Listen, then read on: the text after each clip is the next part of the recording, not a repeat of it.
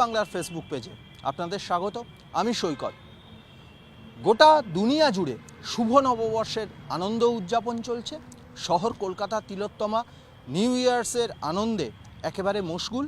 কিন্তু এই নতুন বছর যে চাকরি প্রার্থী, অবস্থানরত আন্দোলনরত চাকরি প্রার্থীদের কাছে কতটা শুভ হবে সেটা নিয়ে সন্দিহান চাকরি প্রার্থীরাই। কখনো মাতঙ্গিনী হাজরা মূর্তি, কখনো গান্ধী মূর্তি।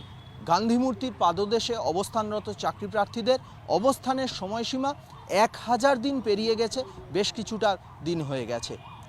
এই 1000 দিন ধরে তারা আন্দোলন করছেন। কেউ বা আন্দোলন করছেন 500 দিন ধরে, কারোর আন্দোলন 1 বছর 1.5 বছর হতে চলল। প্রশ্ন উঠছে স্বাভাবিকভাবেই, আর কতদিন ধরে চাকরি প্রার্থীরা আন্দোলন করবেন? আদালতের নির্দেশ অনুযায়ী ইডি সিবিআই এর তদন্ত প্রক্রিয়া শেষ করার যে সময়সীমা দিয়েছিল আদালত, সেই সময়সীমা কিন্তু ইতিমধ্যেই পেরিয়ে গেছে। 31 ডিসেম্বর ক্রস করে গেছে। তাহলে 1 জানুয়ারি অর্থাৎ আজকে থেকে, নতুন বছরের শুরু থেকে, তাহলে এদের জন্য যারা চাকরির জন্য অবস্থান করছেন গান্ধী মূর্তিতে, মাতঙ্গিনী মূর্তিতে, তাদের জন্য কি হবে? তাদের কি হবে? তাদের জন্য কি মেসেজ রয়েছে? যদিও আদালতের তরফ থেকে এখনো পর্যন্ত নতুন করে কিন্তু কোনো অর্ডার আসেনি, তাহলে কি ইডি সিবিআই এর যে তদন্ত, সেই তদন্ত প্রক্রিয়ার যে সময়সীমা, শেষ করার সময়সীমা, সেই সময়সীমা কি আরও বাড়বে? সেটা আদালতই বলবে।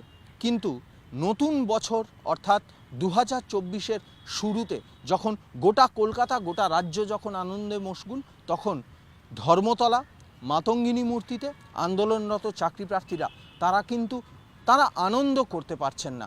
হয়তো হ্যাপি নিউ ইয়ার বলে উইশ করছেন, কিন্তু সেই উইশের মধ্যে সেই যে স্বতঃপ্রণোদিত ভাব, বা বলা ভালো যে আনন্দ, সেই আনন্দটাই নেই। স্বাভাবিকভাবে তারা বলছেন যে আর কতদিন? তারা বলছেন, তারা প্রশ্ন করছেন, তারা ভাবছেন যে আর কতদিন এইভাবে আন্দোলন করে যেতে হবে?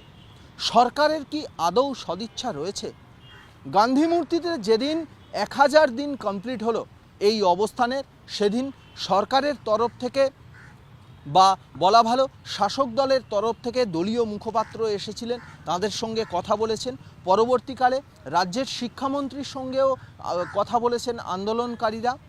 শাসক দলের তরফ থেকে বা সরকারের তরফ থেকে বলা হচ্ছে আইনি জটিলতা রয়েছে। সেই আইনি জটিলতা মিটছে না কেন? নতুন বছরে কি সেই আইনি জটিলতা মিটবে? নতুন বছরে আইনি জটিলতা কাটিয়ে সরকার এই অবস্থানরত যারা চাকরি প্রার্থী, সেই চাকরি প্রার্থীদেরকে নিয়োগ করতে কি আদৌ কোনো সদিচ্ছা দেখাবে? আদৌ কি ইতিবাচক কোনো পদক্ষেপ নেবে?